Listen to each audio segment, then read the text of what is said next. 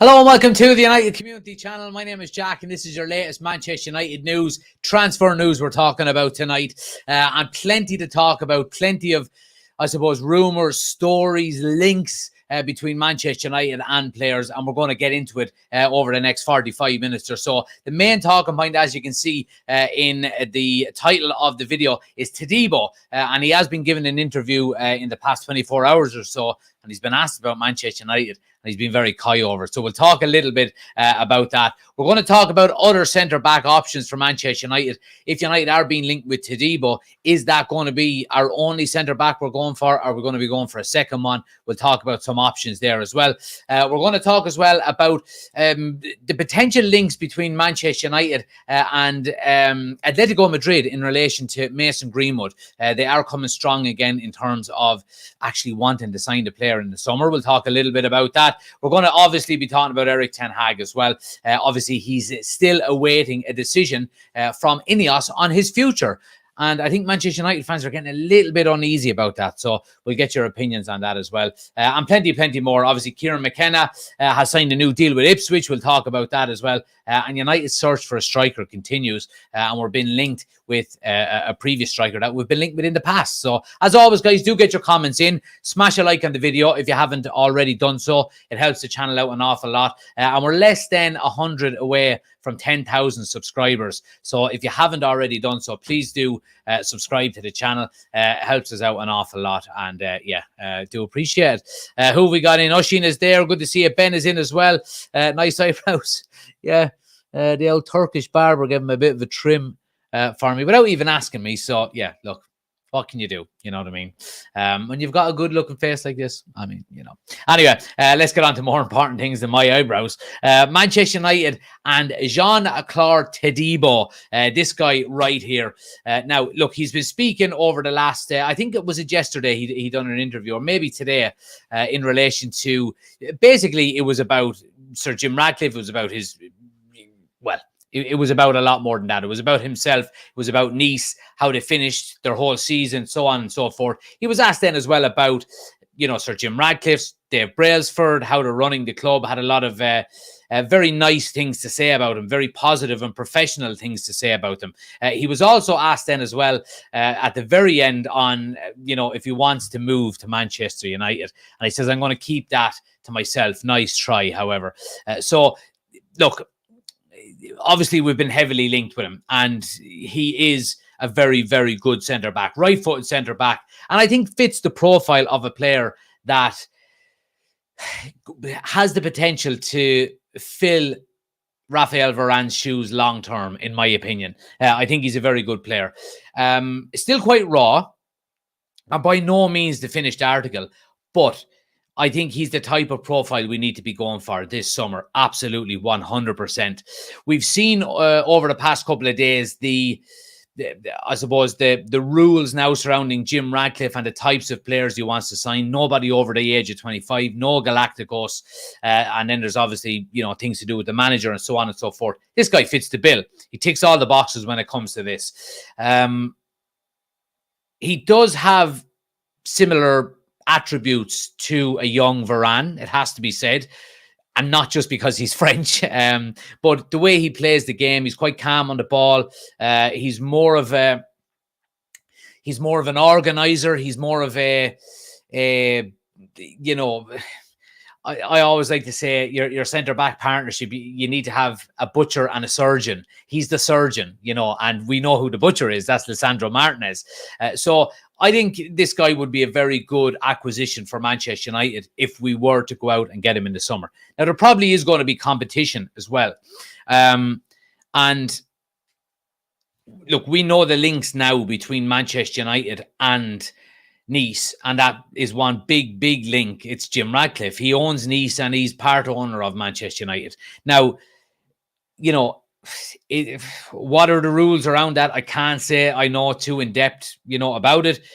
All I know is that, you know, a transfer fee needs to be made and it needs to be accepted and so on and so forth. So when it comes to that, look, we have seen as well, and I think to the end of this week, Jim Ratcliffe is going to be speaking with UEFA, I think, in relation to both Nice and Manchester United being in the Europa League next year, and he needs to bring a case forward that I suppose proves that it's not going to be an issue. And now I don't think it is going to be an issue, to be honest, because the people, Jim Ratcliffe might own both or have a stake in both clubs, but the same people don't work for both clubs. You know, Dave Brailsford works for Manchester United, Omar Barada, Dan Ashworth in the future, you know, Jason Wilcox. None of them have anything to do with Nice.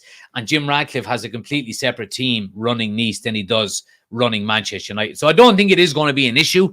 But when it comes to transfers, is there going to, now, and again, this is me completely speculating, is there going to be maybe deals to be done in the background?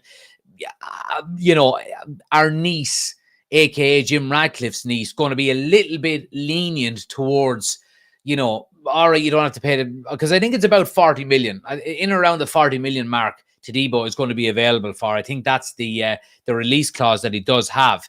And, you know, is Jim Ratcliffe's Nice going to be a little bit more lenient when it comes to how the 40 million is paid? You know, would they be happy with 20 million up front and then, you know, maybe 5 million paid in 4 installments over the course of 2 years? Because that, of course, then would help Manchester United with their FFP, and it would obviously free up a lot more money to reinvest into other areas of the squad this summer. We know the rebuilding project that Manchester United need and are currently undertaking within the playing staff. So, you know, if there is a deal in the background that can be done with, you know, and Jim Ratcliffe is saying, look, eventually this money is going to be transferred to Nice. How stuck Nice are for money at the moment, I don't know. They have had a very good season in League 1 in France.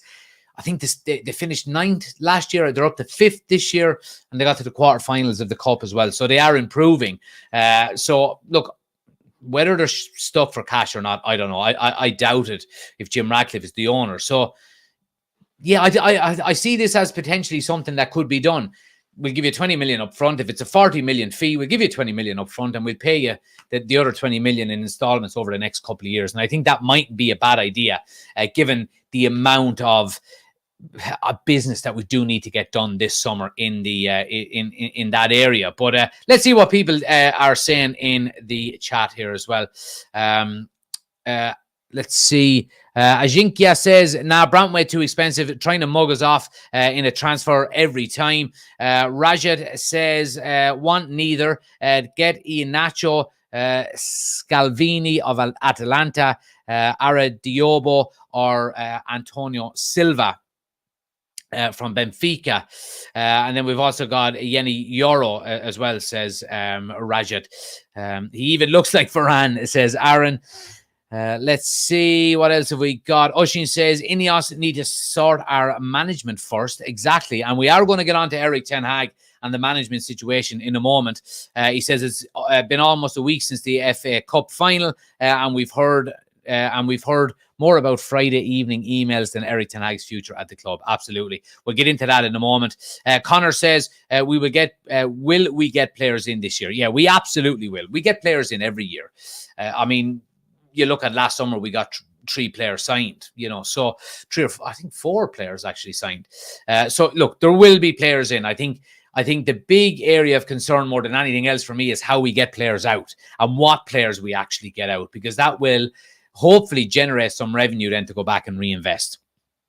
Ratcliffe is buying Todibo off himself, says Finn. And Ajinkia says, this Ten Hag saga needs to be dealt with. Yeah, we'll get on to Ten Hag in a few minutes. On the centre-back area, guys, you know, in relation to other players that United are looking at, obviously we did mention Brantwaite. And Everton's demands could prevent Brantwaite from making the move to Manchester United. And we all know what the reason around this is. Obviously, he is one of Manchester United's top targets this summer. And it's obviously, we mentioned Todibo, and Lenny Yoro has also been reported as, you know, a target for Manchester United. According to a report by ESPN, Everton's asking price for Branthwaite this summer could prove to be a stumbling block in United's hope of landing the highly rated defender. United are expected to sign 2 centre-backs this summer, and Branthwaite has emerged as one of the Premier League's most promising defenders, and I don't disagree with that. If we go down further, however, it is understood that Everton want at least 70 million to consider selling their biggest asset. Now, again, look, this 70 million price tag is going to it's going to detract, I think, basically everybody. It's going to price pretty much everybody out of the water for a 21-year-old player who's playing for Everton. You know, nobody wants to make a Harry Maguire-sized blunder again, especially Manchester United. Now, we heard earlier in the season when initial reports were coming out that United have been linked with Branthwaite, that the likes of Real Madrid as well are also been looking at this guy. So, I mean, you don't have Real Madrid looking at you if you're not a good player, and there's no doubt that he is a good player.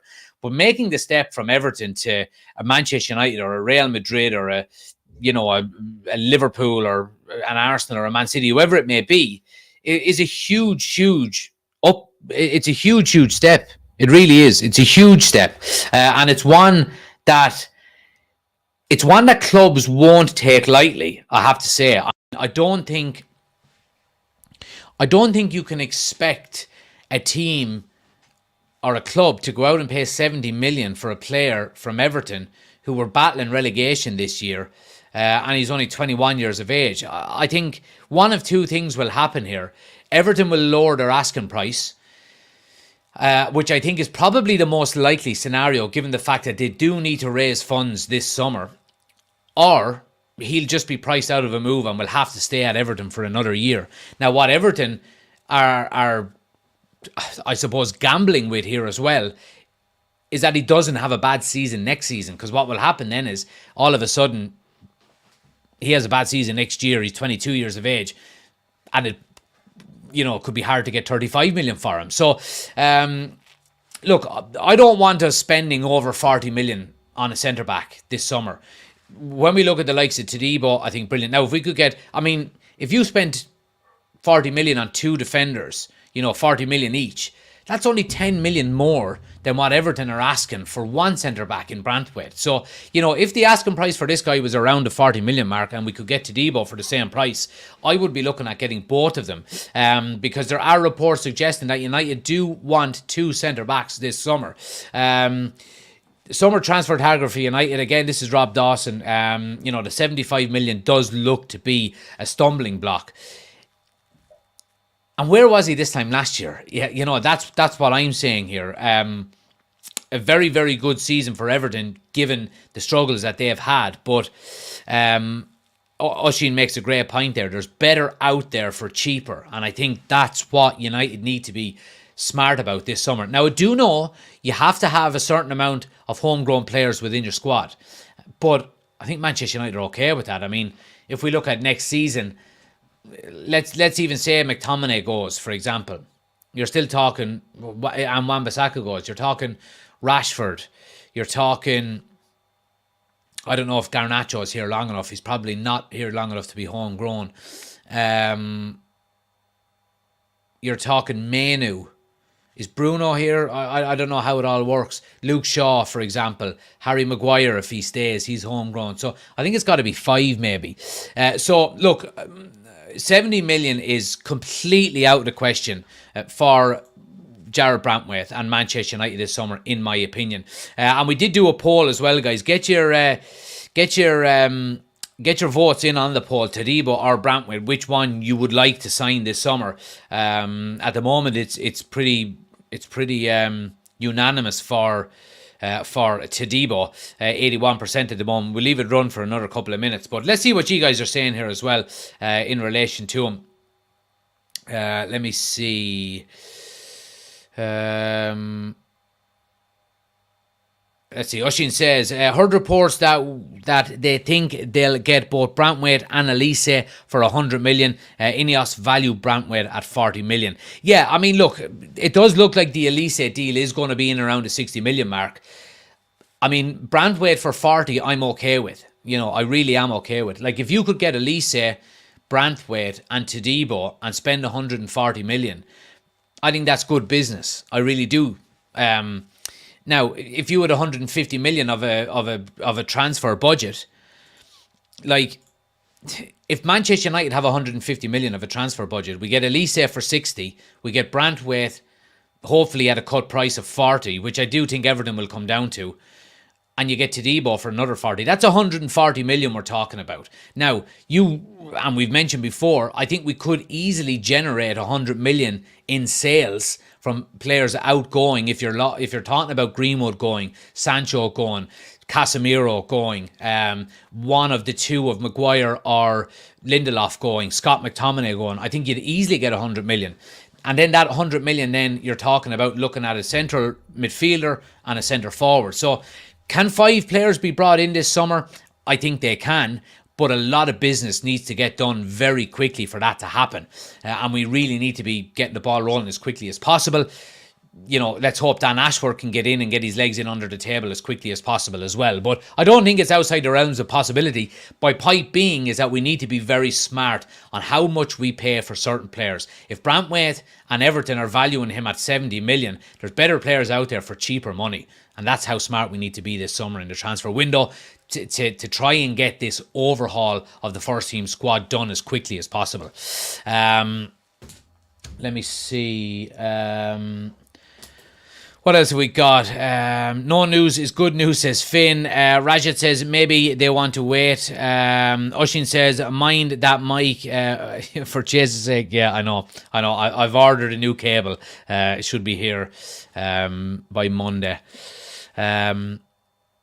Why waste most of your budget on Michael Elise? He's not worth 60. Well, I would slightly disagree with that. I think, one, you're not wasting most of your budget. It would still leave you 90 million. And then, you've also got players to sell, and a lot of money to come in that way.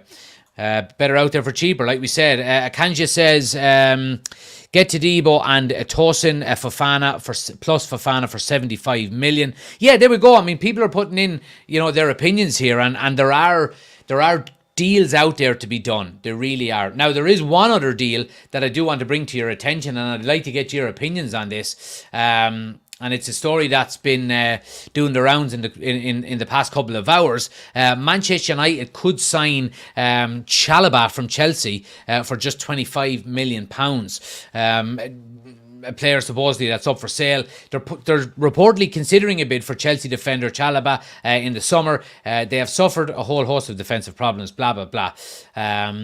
Looking to significantly. Consequently, centre-back is a priority position for Ineos to fill, and the club are said to be confident of signing Branthwaite from Everton. They've also been linked with all of these guys. Where are we going? The outlet, The Independent writes, Manchester United are considering a move for Chelsea's Trevor Chalobah as they assess centre-half options for next season. It has been reported that Chelsea are willing to do business for at least one of Chalobah or Conor Gallagher in order to meet profit and sustainability rules by the 30th of June. Interestingly, there also seems to be a set price of a transfer fee of around 25 million for the Englishman. One thing I do want to mention first and foremost before we talk about this is that I think there's going to be absolute mutiny by Chelsea fans this summer. The fact that Todd Bowley and the board are trying to balance the books by selling homegrown players and players that have come through the academy at Chelsea. I think Chelsea fans are going to be up in arms, especially if Conor Gallagher goes. He was one of their best players this year, and the fact that they're looking to maybe cash in on him just goes to show where the club are at the moment. But Chalobah, I bought Chalobah on Football Manager about 5 years ago, and he turned out to be absolutely world class. Now, sometimes Football Manager gets it wrong, but sometimes it gets it right. What do I think about this? Look, Chalobah coming in for 25 million fits the age profile. He's a ball-playing centre-back. He's played in the Premier League before, and he's played at a relatively high level. Is it good enough for Manchester United?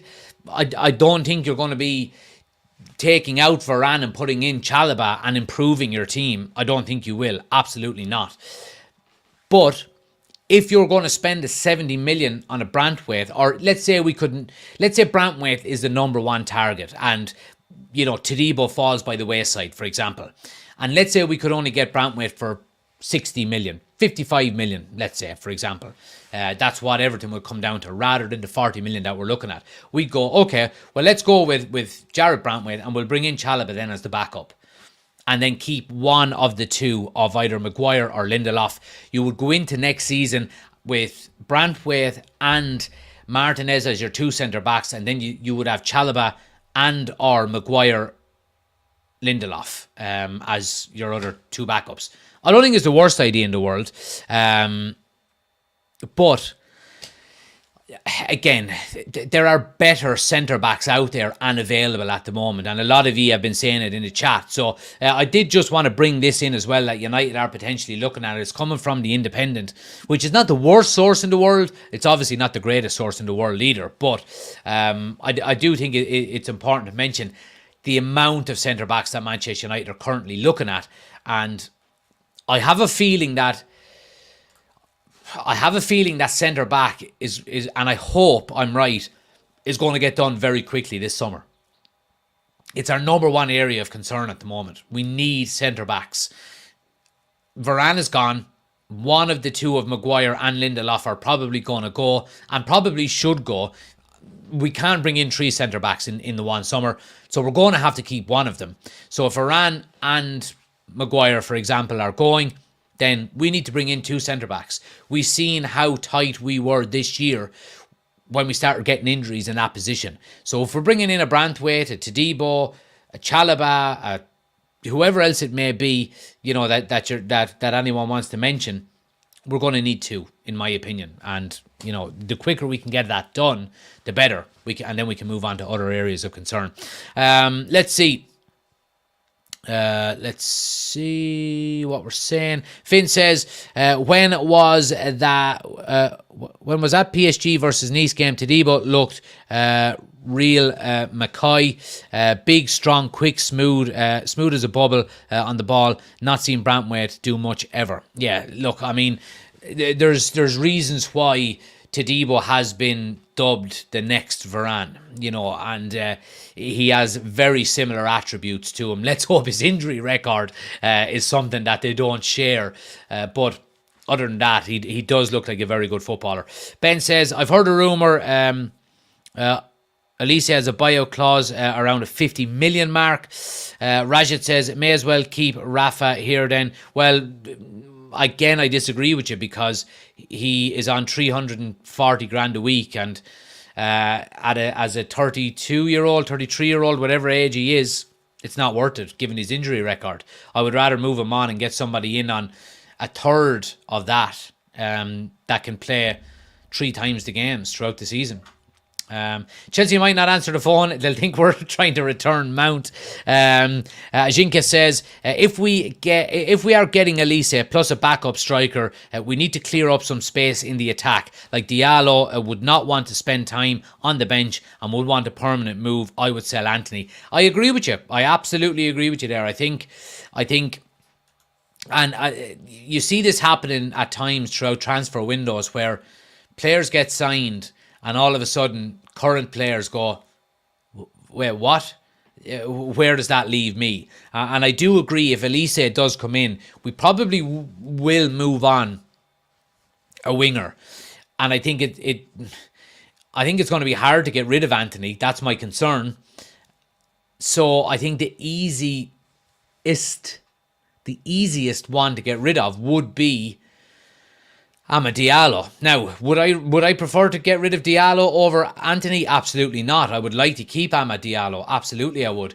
I do still think if Alicia comes in, Diallo will be back up to him. And then it's a straight shootout on that left-hand side between Garnacho and Rashford. However, I do think the easier player to get rid of out of Anthony and Amad is Amad. Given his age, he's probably put in better performances, even though he's played bare minimum this year.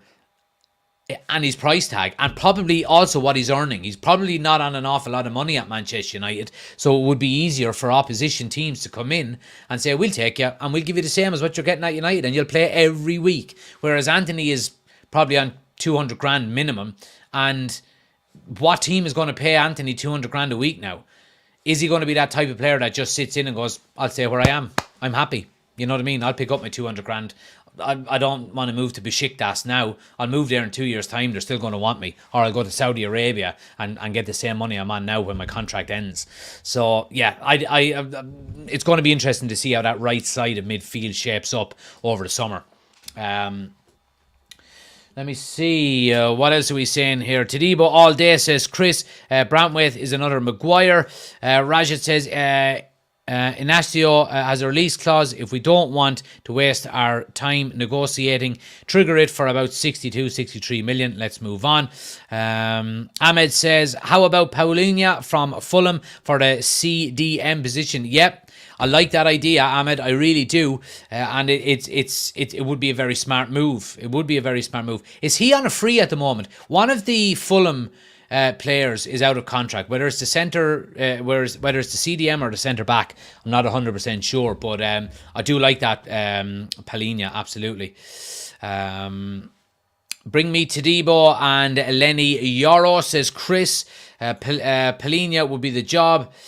What else have we got? What's Anthony worth? I mean, 25 million? Is he worth any more than that? Look, I do think there's probably a decent footballer in Anthony. And I think if he went to a French league, or if he went to, the Portuguese league, or back to the Eredivisie, I do think he would be a big asset for a lot of teams. He's not good enough for the Premier League.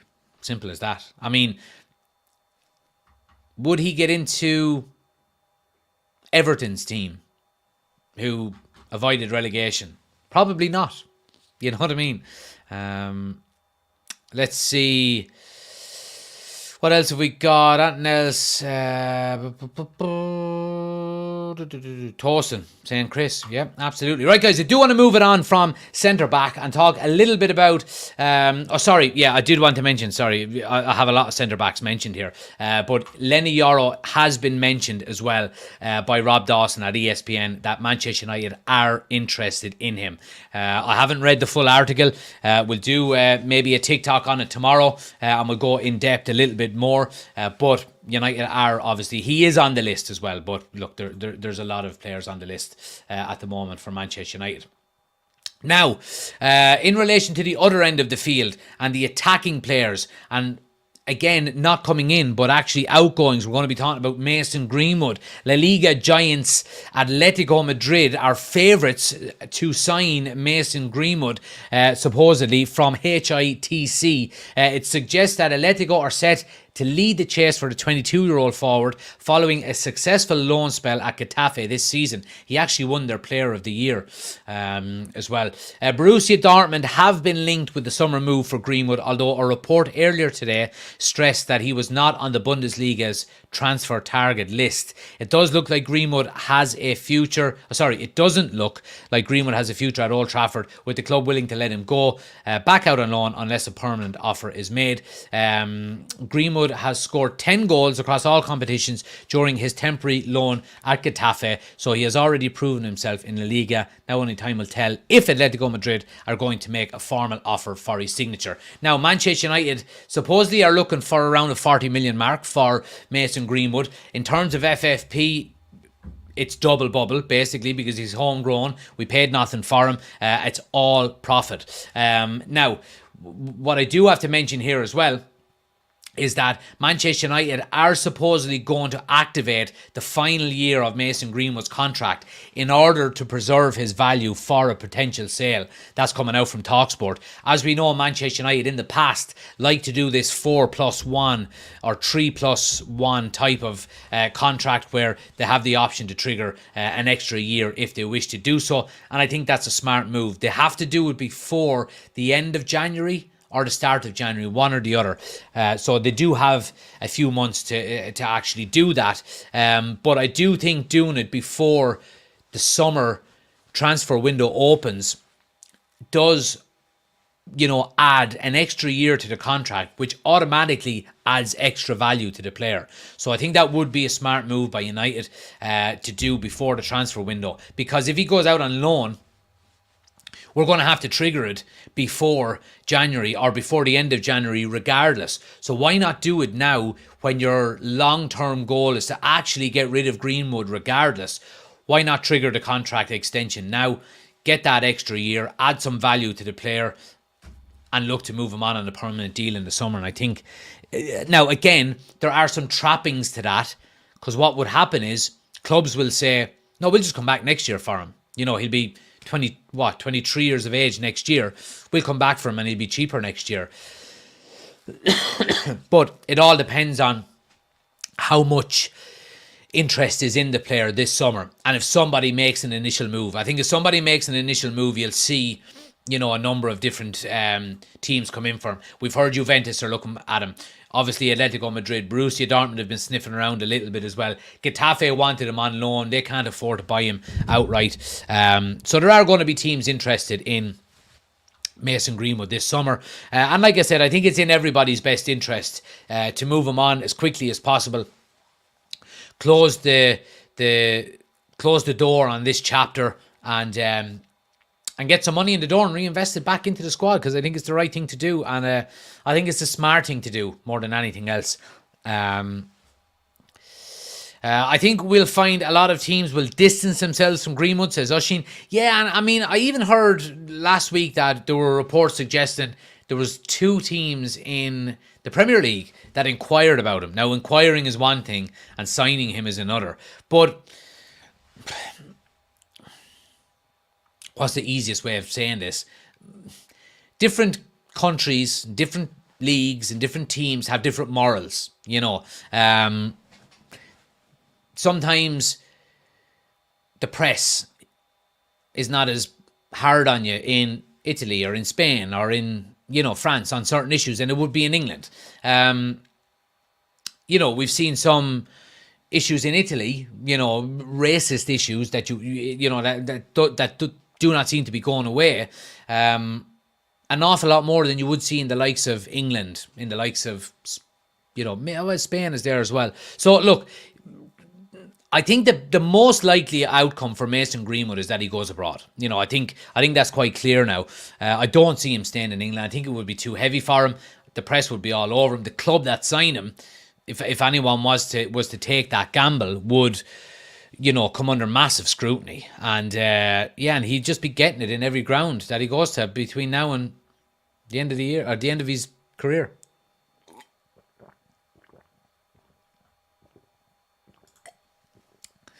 Finn says Greenwood has a year left in his contract, need to sell. Yeah, so like we were saying there, Finn, United do have the option to trigger the 1 year extension. So we're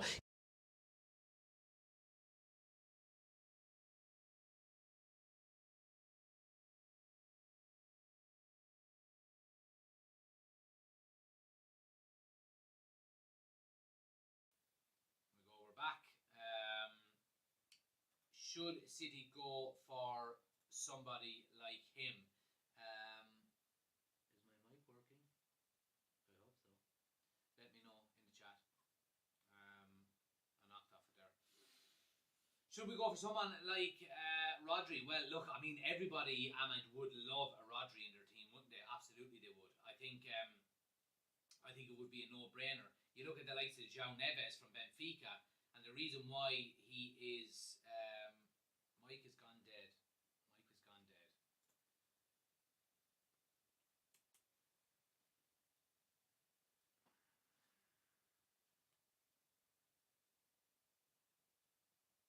One sec.